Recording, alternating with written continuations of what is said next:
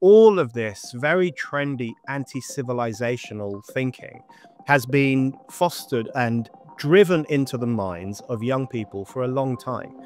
And I think what it's done is it's turned them against the values of civilization, and as a consequence, it's tempted them into the arms of barbarism.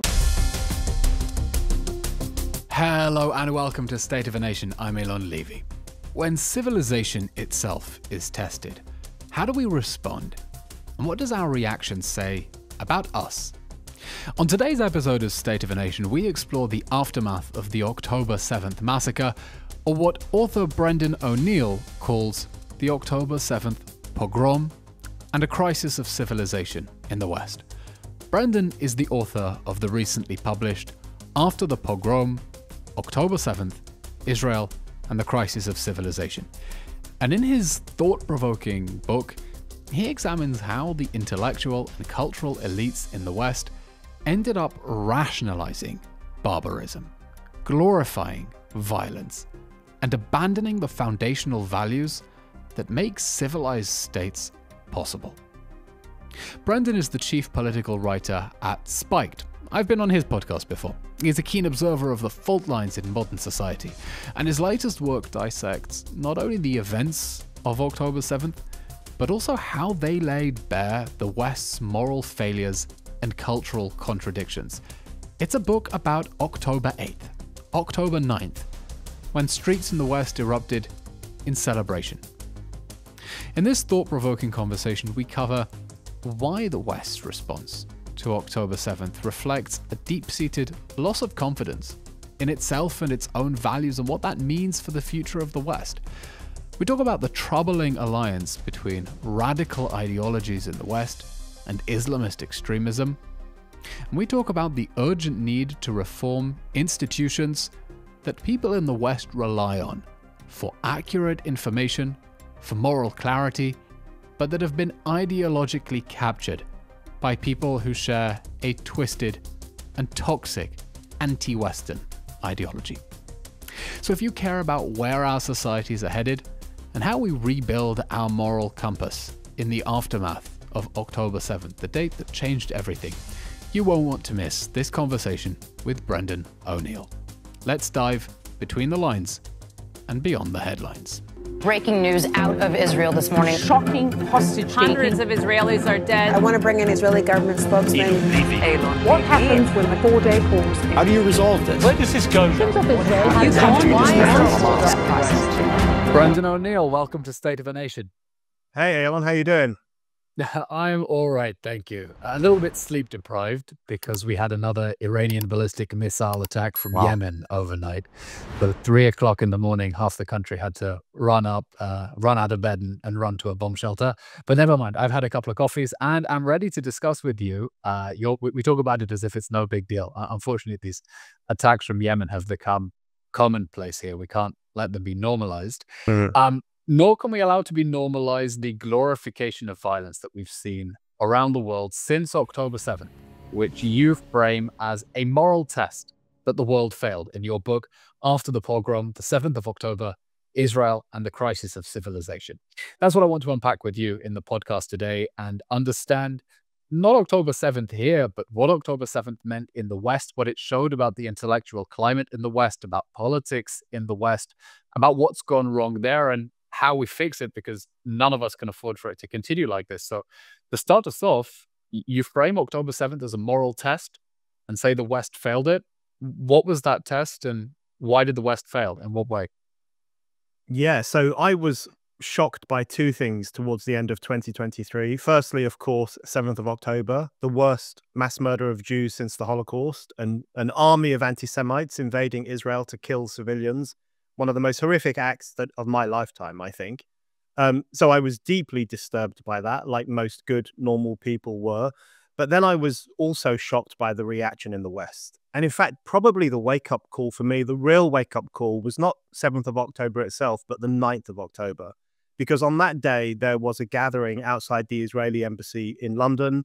We're talking around 36 hours after the pogrom.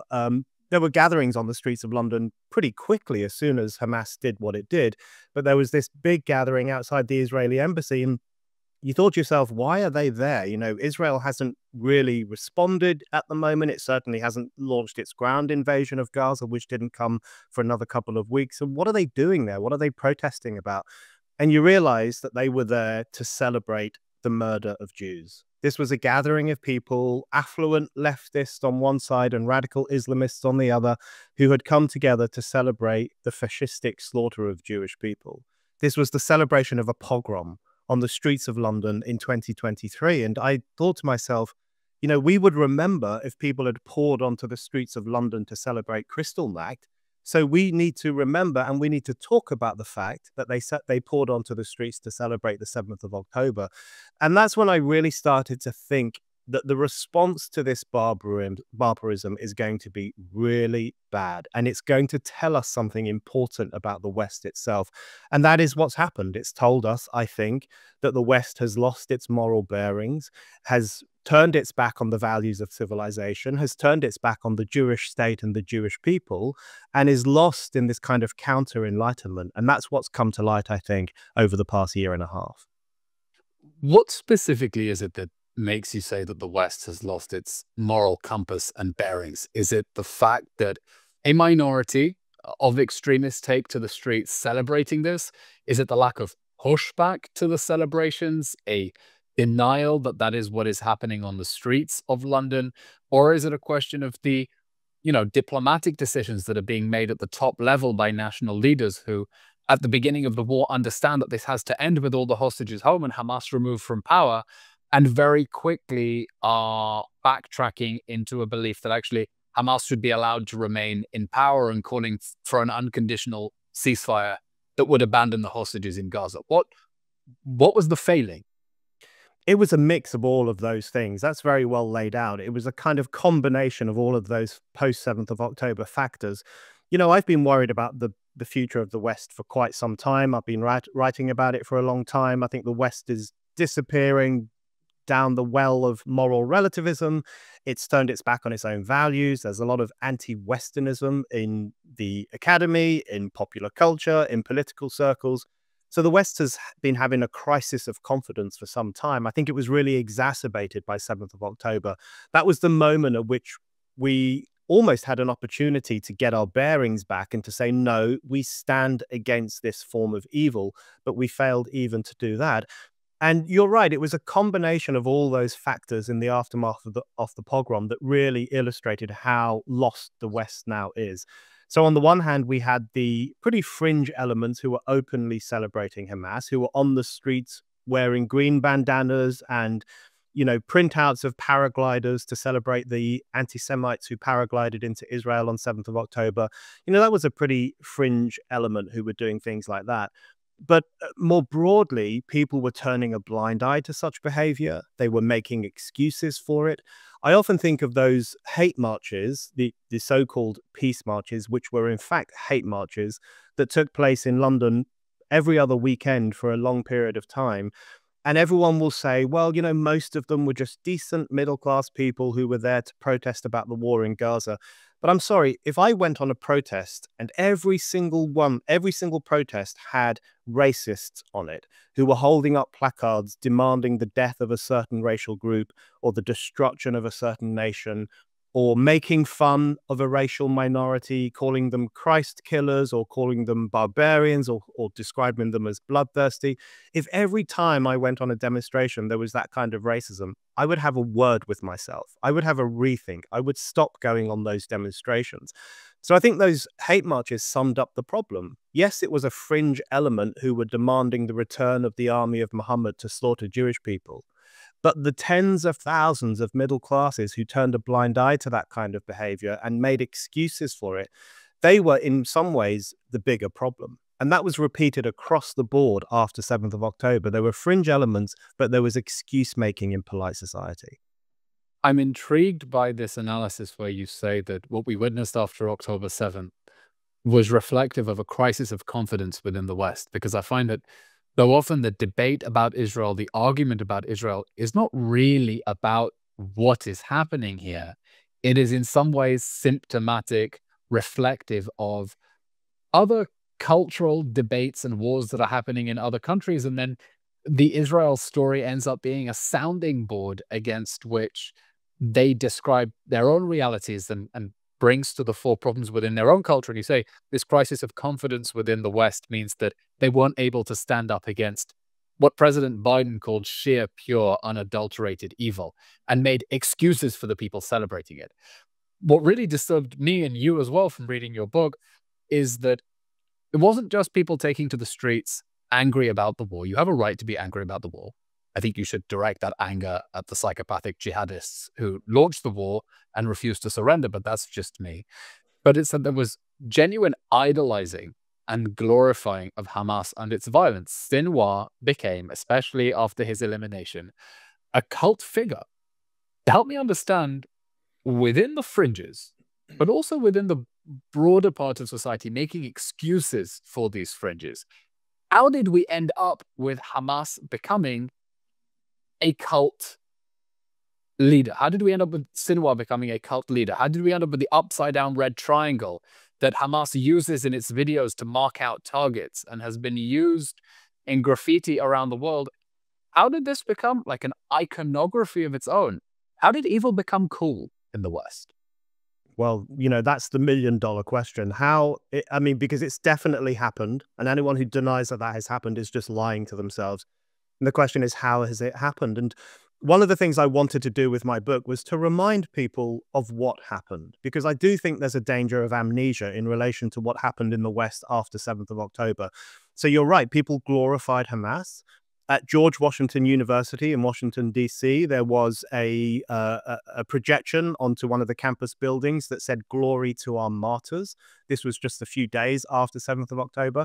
They were saying, "Glory to the rapists of Jewish women. Glory to the murderers of Jewish children." That's essentially what they were saying at George Washington University. And then, of course, at the Gaza encampments at other Yeah, I universities. remember there was a time when saying glory to the rapists could get you cancelled and expelled from campus, but we're no longer there, apparently. Well, exactly. And, these are campuses which have been overrun with political correctness over the past 10 years or so, where, white students have got into trouble for eating sushi. Apparently that's cultural appropriation, or where everything is rape culture. If a drunken jock at the student bar makes a clumsy pass at a woman, that was described as rape culture. For years and years, these kinds of radical students have seen rape culture and racism everywhere. But then, when Hamas launched its barbaric, rapacious assault on the people of Israel, they turned a blind eye, or even worse, they celebrated it. So the hypocrisy. Why? So I think it's been a long time coming. And one of the points I make in my book is that if you educate a new generation to turn its back on the values of civilization, to hate Western society, to see America as a nation born from the sin of slavery rather than a nation born from a democratic revolution, to see Britain as just this horrible state that is institutionally racist and has been committing crimes against humanity for the entirety of its existence, to see European civilization as just a bunch of dead white males who talked a load of nonsense, and now we should read other authors from around the world. All of this very trendy anti-civilizational thinking has been fostered and driven into the minds of young people for a long time. And I think what it's done is it's turned them against the values of civilization. And as a consequence, it's tempted them into the arms of barbarism. So when they see Hamas, what they see, in their words, is a glorious assault on a Western-style nation, a glorious assault on Israel, the Jewish state, which they see as an embodiment of the old values of the West. It's a plucky nation. It's concerned with defending its sovereignty. It's democratic. It's confident. They see it as embodying what they consider to be the sins and transgressions of Western modernity itself. So in many ways, Israel has become the whipping boy of self-loathing leftists and elitists in Western society. And they welcomed Hamas's assault on Israel as a kind of historic payback for all of what they see as those sins. So it's been a long time coming, and it really exploded on 7th of October, that self-loathing that is now so central to Western radical thought. Oh, that's fascinating, because I guess in some ways Israel has been a victim of its own success, because it tells people we're a modern Western state. And these hate marches say, yes, we agree, and we hate modern Western states, therefore we hate you. And it puts Israel in a very tricky position when it tries to explain itself to the world, because I just don't understand what language I can use to cut through to these people. You're talking about people who are ostensibly secular, ostensibly on the left, and they've become cheering squads for the most retrograde, regressive, barbaric, religious, jihadist, right-wing, homophobic, misogynistic lunatics. And, Prime Minister Netanyahu used in his speech in Congress that said that, queers for Palestine were like chickens for KFC. But this is one of the things that many people in Israel struggle to understand. I hope maybe you can help me understand this. How people end up protesting against their own basic interests. How they can protest for people who would gladly see them dead. How they rationalize within their own minds this alliance of the oppressed. And instead of saying, hey, of all the countries in the Middle East, Israel's the one that I'd rather live in if I had to, that they end up protesting in favor of people who stand against all of their values. Or maybe I'm reading it wrong and they're not protesting against. They're not protesting for people who stand against their values. Actually, they share values in a much more fundamental sense, and that's what's disturbing. That is what's disturbing. I flip between considering it's kind of a suicidal form of political campaigning, because it contains within it the element of its own self-destruction, because they are cheering on a bunch of, as you say, hard right, far right, fascistic, jihadist mass murderers who are misogynistic, homophobic, and of course, anti-Semitic and racist. They're cheering them on. That's essentially what they are doing. And, Queers for Palestine is everyone loves to make fun of Queers for Palestine, including me, because they are crazy. And the point I make in my book is that... And Douglas Murray called them here on the podcast, the gay Neturei Carter. Yeah, right, exactly. And, I make the point in my book that they seem blissfully unaware that if they ever went to Gaza, their pronouns would be was, were pretty quickly. They'd be thrown off the top of the nearest building or thrown in jail. It's a suicidal form of politics. That's, this alliance between the Western left and radical Islam is a form of cultural, political, moral suicide. We've been talking in the West for a long time about the suicide of the West's own self-destruction of its values and its embrace of alien cultures that are actually quite hostile to Western values. And this is the embodiment of that. These protesters are the physical manifestation of that suicidal view that the West has embraced. And, this Islamo-left alliance has been growing for some time. I write in my book about a pamphlet produced by the Socialist Workers' Party in Britain back in 1994, and it was called The Prophet and the Proletariat, which gives you a sense of what it's about. It's really about, is it ever good for the left to make alliances with radical Islamists? And what's interesting about that pamphlet is that it had lots of caveats. It said, look, we have to be careful because radical Islamists are a bit fascistic and they're crazy and they hate Jews and they hate women and they hate gay people. So there was some self-awareness 30 years ago, but that has been completely and utterly lost. And now radical leftists jump into bed with jihadists. And we've seen people on the streets of London chanting, "We are all Hezbollah now," and praising Hamas and waving the Hezbollah flag.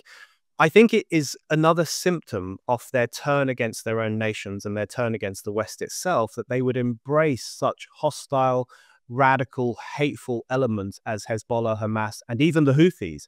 They've chanted in favor of the Houthis as well. Yemen, make us proud, turn another ship around. That's a direct in favor of the Houthi pirates who've been attacking British ships. Brendan, I have a theory about how to explain this connection between the modern radical left and the Islamists, and I want to get your thoughts on it. It was an insight that came to me when meeting students in Canada, actually, of all places. And I understood that when people divide the world into oppressor and oppressed through that very dichotomous split, you have to place yourself as being either oppressor or oppressed. Either you put yourself on the side of the oppressed and therefore say, you have no agency, you have no responsibility. Anything you do in pursuit of the cause of liberation is justified. Or you put yourself on the side of the oppressor. And the only thing you can do to make the world a better place is minimize yourself. Self-effacement, self-degradation. You can make yourself smaller because your problem is that you, as you, are too privileged. You take up too much privilege, and the problem is you. So there should be less of you. And I realized that that culture of self-effacement, that the only way you can make the world a better place is by negating yourself, explains a lot of the sympathy for jihadists and those who consider themselves martyrs. Because there you have people who think that by making the ultimate sacrifice, negating yourself, you're making the world a better place. And suddenly I realized the connection between what the Islamists in Gaza think and what the Western radicals on the streets of London think. They both think that to make the world a better place, you have to make ultimate sacrifices by canceling yourself. And that explains the ideological affinity between them. It's a half-baked thought. Does that make sense to you? That does make sense. And I do think that identity politics plays a key role in a lot of this, which is precisely this new ideology, well, newish ideology, which sorts everyone according to whether they are victim or oppressor. And under this very infantile form of thinking, white people are seen as oppressors and brown people are seen as victims. And because these people are historically illiterate and sometimes kind of mentally unstable, they look at Israel and they just see it as a white nation, which is obviously not true. You know that better than most. And they look at Palestine and see that it's a brown nation. And they think, well, Israel is the oppressor in this and Palestine is the victim, and there's no other discussion to be had. I mean, that really is how they approach these things. And it's so, I refer to it as the double racism of the new left, because there's the racism of their absolutely horrific loathing for the Jewish state above all other states. They hold the Jewish state responsible for all of the world's ills, essentially. They see it as a uniquely bloodthirsty nation. So there's the racism of their Israelophobia, but there's also their racism of infantilizing Palestinians and treating Palestinians as bereft of agency, incapable of moral judgment, and bearing no responsibility whatsoever for what they do. So even 7th of October was presented as almost an instinctive reaction to things that Israel has done in the past, as if the men who carried out that barbarism bear no responsibility for it, because they're not like us. They're inferior creatures. They have less capacity for moral judgment compared to Western leftists. That's how they see it. So there's the racism of their blind hatred for Israel, but there's also the racism of their absolving of the Palestinian people and the Arab people more broadly of any responsibility for the crimes that they commit. So it really demonstrates how identity politics drives this in fact, a kind of new form of racism. And as you say, it gives rise even to this notion amongst white Western leftists that they are the problem too, that they should efface themselves as much as Hamas wants to efface the Jewish state. And it really, they play into each other and create this horrible suicidal culture. The infantilization of Palestinians that we see on the modern left is, one, incredibly racist, because it presents them as if they don't have agency, they don't have responsibility, they can't make choices. But worse than that, it really traps us into a cycle of never-ending conflict, because as long as you treat one side as being incapable of making choices, then you can never hold anyone accountable for their choices. You just treat them as automata. Well, what do you expect them to do? We see it, for example, in the fact that, you know, Hamas is not just an armed group. Hamas, before October 7th, was the government of Gaza. And it built a network of military tunnels longer than the London Underground under Gaza. It proved that they were perfectly capable of running an economy, raising taxes, marshalling the engineering effort that you need, and diverting huge amounts of concrete into building one of the most megalomaniacal building projects the world has ever seen, this 350-mile-long network of tunnels under Gaza. They prove that they are perfectly capable. And yet the world keeps infantilizing them. We see this now with the discussion about UNRWA, for example, saying, you know, we need British taxpayers to continue paying for the schools that produced the October 7th terrorists, because otherwise who else is going to provide healthcare and education to the people of Gaza? When the fact is, You know, it's not that if Israel bans UNRWA, then a whole bunch of Swedish volunteers are going to disappear. The staff are all Palestinian. They'll remain there. The only question is who's going to fund it.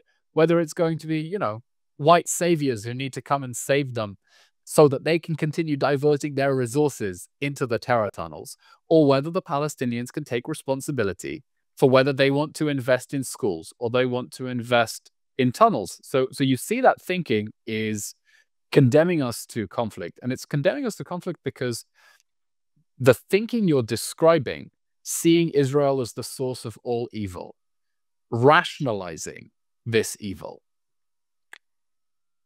is a question of the ideological capture of elites. And one of the most difficult things for me to explain, someone will rattle off a list. Mehdi Hassan likes to do this a lot. Well, the UN said, and Amnesty said, and Human Rights Watch said, and the Red Cross said, and all these organizations said, are you saying they're all wrong? And I want to say, yes, I do think they're all wrong, because I think these organizations have been hijacked by an ideological agenda that absolves the Palestinians of any responsibility, that see Israel as the ultimate evil because they see it as an extension of the West and they hate the West. But that's very difficult to explain. How, I mean, do you think that the failure of the moral test since October 7th has made it easier for ordinary people who aren't watching too closely to see how universities, newspapers, human rights organizations have been captured by this very toxic ideology? Or do people not see it yet? And these organizations have the same cachet and reputation they've always had, and that's just not going to change? I think some people do see it. And I think they've seen it more clearly since 7th of October. They've seen that there has been this ideological capture, precisely as you describe it. I fear that a lot of other people are probably switching off or might be a bit confused because, you know, this is a very good example of how there are both fringe elements, but then there are mainstream elements that make excuses for the fringe elements, because there are people out there who absolve Hamas of responsibility for everything. And I think that's racist and paternalistic and patrician and really obnoxious, in fact. But then that's reflected in the mainstream media. So if you watch the BBC, if you watch any coverage on the BBC News, and I do watch a lot of it for my sins, in relation to the conflict in Gaza, they always invisibilize Hamas. They just never talk about what they are doing. So they will report on IDF troops moving into a town or moving into what are still referred to as refugee camps, even though they're not refugee camps, or going into a city, and they will never really explain why the IDF is doing this. They will never explain, you know, when As IDF... if it's fighting ghosts. Exactly, as if it's ghosts, and you feel like you're going mad. You feel completely like you are being gaslit, and that's the experience of watching the BBC these days. And you know, even when IDF troops fall, and sadly many of them have fallen in this battle for the to save the Jewish state, it's never explained why that happened. You know, who killed them? Who's shooting at them? Who's throwing hand grenades at them? It's this mysterious kind of ghost-like presence that they don't refer to. So that infantilization of the Palestinian side goes across the board, and it leads to some of the most dishonest war coverage I have ever seen, where we get this impression, we're left with this impression that the IDF is just marauding through Gaza because it's a demented genocidal army. And no reference is made to the jihadists who started this war, who are still fighting this war, who are still murdering IDF troops, who are still holding Israeli hostages. No mention of that is made, very rarely anyway, and they are absolved of responsibility. It's actually really gross. Fascinating. So what I'm seeing here is actually a direct connection between the ideology that absolves Palestinians of responsibility, dishonest media coverage that invisibilizes Hamas, pretends it's not there, as if the IDF is a bunch of marauding genocidal zombies who are fighting ghosts. And that leads to diplomatic decisions like the UN General Assembly calling for an unconditional ceasefire that would leave the rapists of October 7th still in power in Gaza, still holding hostages, still plotting the next October 7th and the next moral test for the West. Brandon, I want to ask you about some of the terminology that you use in your book, because I do believe very much that words matter. And you've chosen to call the book After the Pogrom. Now, there are many ways that we can describe what happened on October 7th. Initially, it was described as a terror attack. I actually didn't like referring to it as a terror attack because I felt it minimized it. This was an invasion by air, land, and sea. It was an invasion that had an almost barbarian Iron Age raping, pillaging, killing spree. It was a massacre, and I call it the October 7th massacre. You can call it an invasion, you can call it a terror attack, you can call it an act of war, you can call it glorious resistance if you like. You call it a pogrom. Why? You know, I did think carefully about what to call it, and in fact, I wrote a piece on 7th of October itself for Spiked, the magazine I work at in London, and this was when the known death toll was 20. So this was very early on during the pogrom, as I have referred to it. And the editor of Spiked asked me to write about it, and I wrote a piece, and the headline to the piece was "A Pogrom Against Israel." So quite early on, even when the death toll was low, I thought to myself, this is something new, this is something different, and this is going to be an act of barbarism that will be recorded in the history books. And that is what happened. And I remember thinking over the following days and weeks, I remember thinking to myself very clearly, exactly like you, I thought to myself, it's not sufficient to call this terrorism. I also thought, I agree that it's an invasion, but even the language of invasion didn't really capture it, I thought. And I remember thinking to myself, this is more than murder, this is more than a massacre, this is more than terrorism. This is a break with civilization itself. This has direct echoes of the collapse of civilization that we witnessed in Europe in the late 30s and the 1940s.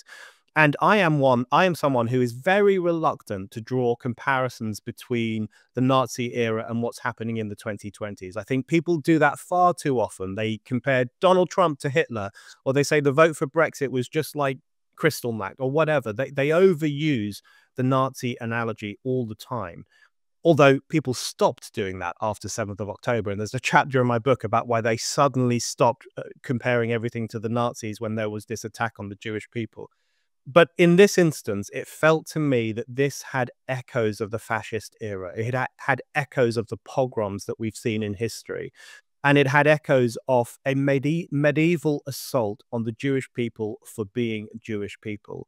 And I just thought it was important to draw that out and make it clear to people that what we've witnessed here is not resistance, it's not an act of war, it's medieval barbarism against a people on the basis of their race. And that's the argument I've been making since. I understand that.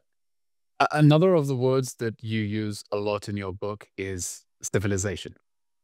And specifically, many people have framed what we're seeing as a clash of civilizations. Prime Minister Netanyahu said in his speech to Congress, it's not a clash of civilizations, it's a clash between civilization and barbarism. You actually make an interesting case that it's a crisis of civilization. Not between civilizations, not between civilized people and barbarians, but within civilization. Why has October 7th brought forth a crisis of civilization? What does that mean? Yeah, so, I'm not opposed to the language of the clash of civilizations. I know people think it's very politically incorrect to use that kind of terminology and so on and so forth. I'm not opposed to saying that. I do think Hamas is a barbaric army. I'm happy to call them barbarians, and what they did on 7th of October was certainly barbaric. And in contrast, Israel is a civilized nation and a democratic nation and a just nation. So I'm happy to describe this as a war between civilization on one side and a barbaric movement on the other. But I do think that the main thing that I focus on in my book, and the thing that I'm most grimly fascinated by, is the crisis of civilization in the West and the way in which we failed to respond in the way that we should have responded to what Hamas did. And all of the things that flowed from that. I mean, one of the things I referred to in my book, and this happened, I think it was early 2024, all those kidnap posters that people put up around London and other cities around the world, you will remember that almost all of them were attacked. They were covered in graffiti. They were ripped down. In New York, someone put feces on one of these kidnap posters. I mean, really horrific stuff. And then in Finchley Road in North London, which is a part of London that has a large Jewish population, someone put up a kidnap posters for the 3-year-old twins who had been kidnapped. And someone drew Hitler moustaches on them. And I remember this got a little bit of coverage. It was covered in the local paper and it made some of the national press. And I remember seeing that and thinking, okay, I live in a city in which people think it's someone, whether it's a group of people or one person, thinks it's appropriate to draw Hitler moustaches on Jewish kids, to make fun of Jewish kids, to taunt Jewish children. And you think to yourself, when was the last time Jewish children were seen as legitimate targets for bigotry and violence? That was the Nazi era. That's the last time prior to 7th of October that even the children of Jews were seen as legitimate targets for invective and oppression. The fact that that happened Not in the Middle East. I mean, children have been, there have been massacres of Israeli children by Palestinian terrorists before, but you're saying in terms of how it's perceived in the West. Very true. But in the West itself, in the city where I live, in London, how is this happening? And that's the moment at which I thought that this is the crisis of civilization that has been growing for some time, which is reflected in the universities, in left-wing discussion, and even amongst the political class itself, which is very bad at defending the ideals and the gains and the wonders of Western society. That crisis of civilization that has been growing for some time has now exploded onto the streets in the form of graffiti against the images of Jewish kids, praising for Hamas, and this complete failure to stand with the Jewish nation in its darkest hour. So all of those trends just rose to the surface of society like scum on water. And that was something that I think is incredibly important to push back against. It's clear that this crisis of confidence, crisis of civilization is a threat to the West when ideological elites despise the basic infrastructure of the state and think that it's evil and don't think that it has anything good to stand up for other than to negate itself. But there is another threat to the West, particularly from the form of political Islam, Islamism, Islamic terrorism. And I want to get your thoughts about what you think the nature of that threat is to the West that's being underplayed. To me, it's clear Israel is fighting a war not on 7 fronts, but on 8. And the 8th is attacks on Jews and Israelis around the diaspora. Palestinian terrorist groups like Hamas have built a vast infrastructure around Europe, including money networks, including weapons that they can activate at some point. The derangement about Israel is importing political violence into Europe that wasn't there before. That's what happens when you frame Israel as being evil.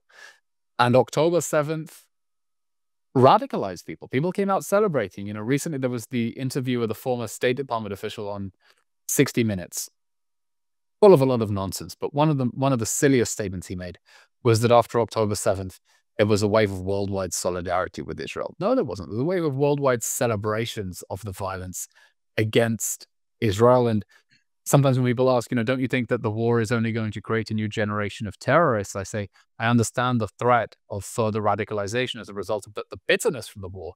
But I think that if Sinwar had held a victory parade at the end of this war, that's what would have inspired more jihadism and more terrorism against the West. But there's no doubt that they feel energized as a result of October 7th. And I'm wondering, what do you think is the threat that radical Islam poses the West? Is it a threat of a terror, not to minimize, but a terror attack here and there, even barbaric, graphic ones like the Bataclan massacre? Is it a threat of sporadic terrorism? Or does radical Islam pose a much deeper structural threat to the West and the future of Western civilization? I think radical Islam poses a great threat. And I think it's twofold. Firstly, there's the violence, the direct violence that it imposes on people around the world, but including people in Europe. You mentioned the Bataclan. There was the Manchester Arena bombing, of course, the Charlie Hebdo massacre. We just had the 10th anniversary of that. This year will be the 10th anniversary of the 7/7 bombings in London. There have been massacres in Barcelona, even in Finland, and of course in Germany.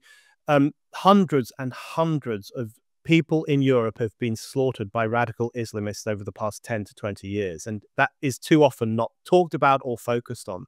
So there's that direct threat that radical Islam poses. But the other threat, the more insidious threat that it poses, is that I think it is very good at exploiting the institutionalized cowardice of the West itself. So one of the things that most freaks me out about the problem of radical Islam is our own society's reluctance to talk about it honestly. And that really came home to me after the Manchester Arena bombing in 2017, when 21 young people were slaughtered by a suicide bomber while they were watching Ariana Grande play a concert. And straight away after that, the slogan was, "Don't look back in anger. Don't get too het up about it. Don't get too angry. You might stir up Islamophobia. You know, lay a flower, shed a tear, put up a message on your social media and move on." We were actively discouraged from thinking about it. We were actively discouraged from getting angry about it. And that was actually a really important turning point for me, because I thought to myself, where is the anger that this man who devoted himself to a foreign ideology, a poisonous ideology, had just slaughtered 21 of our own children? Where is the anger about that? And a society that doesn't get angry about that is a society that is already dead. And so that reluctance to be honest about the radical Islamist threat, that this creation of an entire new grammar of censorship where it's called Islamophobia to worry about such a threat, and if you look at something like the grooming gang scandal in the UK, for example, which went on for years because people were so fearful of being called Islamophobic, it really does demonstrate that institutionalized cowardice makes us not only reluctant to talk about radical Islam, but it worsens and emboldens the Islamists themselves because they clock our weakness and they exploit it. So that's, I think, is the longer term, more insidious threat that radical Islam poses. It's really surreal to think of people singing "Don't Look Back in Anger" after a suicide bombing that killed dozens of young people, girls. I think people should be angry. Anger can sometimes be healthy. The question is how you direct it. Do you take that energy and direct it towards a resolve to fight for the things you care about, or do you become blinded by anger, right? No one needs to become blinded by anger, but there are certain things you can't afford to be apathetic about, as if, it was lightning struck and it was random and, oh, it was a tragedy, but don't be angry about that. I'm intrigued that you described the Manchester Arena bombing in 2017 as a turning point for you in understanding the threat, in understanding the crisis of civilization. I want to ask you about another turning point for you. You've been ferociously critical of the left. That's what this book is about. But that is where you had your political origins. Now, on this podcast, we don't want to take sides on other countries' domestic politics and their internal disputes, but we do care about the Israel issue, and your book is about how the left failed on the Israel issue. So tell us a little bit about your journey and how you had that quote-unquote awakening on this issue. Yeah, so I come from the left. I was involved in radical left politics when I was younger. I used to go on anti-war marches all the time. I was against the invasion of Iraq. I was against the incursions, the Western incursion into Afghanistan. I was critical of those kinds of military ventures. And one thing that struck me, in fact, when I was doing all this stuff in the early 2000s and the late 90s, early 2000s, is that whenever I went on an anti-Israel march, which I stopped doing pretty quickly, they were always so different. So on the anti-war marches, people would say, hands off Iraq or hands off Afghanistan or keep your noses out of other people's nations, etc. But on the anti-Israel ones, people would say, destroy Israel, bring Zionism to an end. This state is evil. And it always had a very different vibe. So quite early on, I remember thinking, there's something off about this. This doesn't feel right. And I need to think about it a bit more carefully. But I think what happened is that, I know it's a real cliche and your listeners will be bored when I say it, but I feel like I didn't leave the left. I feel like the left left me. And I know loads of people say that, and it has become a bit of a pat answer to this question. But I do think that over the years, particularly over the past 2 decades, the left completely lost its bearings. And went off the rails and abandoned all its old principles. I remember a left that was interested in improving the living conditions of working class people, and a left that was very much in favor of sexual equality and racial equality, and a left that was in favor of economic growth because it wanted people to be wealthier and more comfortable. What we have now is a left that has complete disdain for working class people and looks upon them as low information riffraff who are probably racist and stupid. It doesn't believe in sexual equality or racial equality, and in fact, it's often quite misogynistic. It's very, very racist towards the Jews. What and do I you mean think it the doesn't social- believe in sexual or racial equality?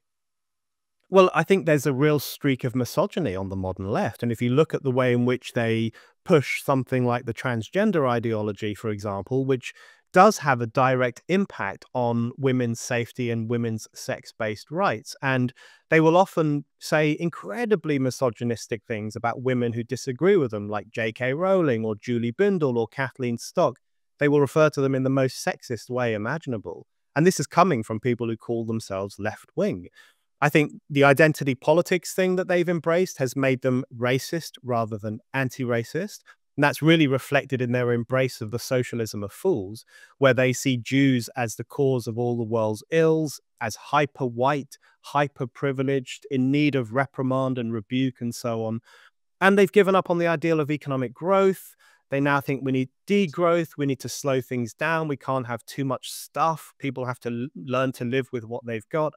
So over time, the left just abandoned all the things that made it pretty interesting in the past. And that's another thing that just really came to the surface after 7th of October. When I see leftists now praising a far-right fascist movement like Hamas, an army of anti-Semites that kills women and children, I look at them and I think, what happened to you? Where did you go wrong? What is this all about? And it makes me happy that over time I found myself drifting away from the left, or they drifted away from me. And I'm glad I have nothing whatsoever to do with these people anymore. I don't want to give away too many spoilers from your book because I do want to encourage people to read it. It is thought-provoking. It's clear that a lot of painful thought has gone into analyzing how the West failed this test. But you do discuss in the book what we might do to ensure that we never fail a test like this again. And I'm wondering, let's talk solutions. What do you think needs to happen in the West so that we don't get the same result the next time, God forbid, there are these barbaric atrocities, that we don't see the same excuses and rationalization of violence? How do we get the intellectual elites that glorify Hamas as a resistance movement to unrationalize that violence? And how hopeful you are that this can happen? Because on the one hand, I'm not very confident that these institutions will reform themselves. I think there is going to need to be a backlash, but I am scared by that backlash because I know that for us, for the Jewish community at least, it's never been good to be caught between Islamists and Crusaders. The pendulum swings too far and you have extremes taking chunks out of each other.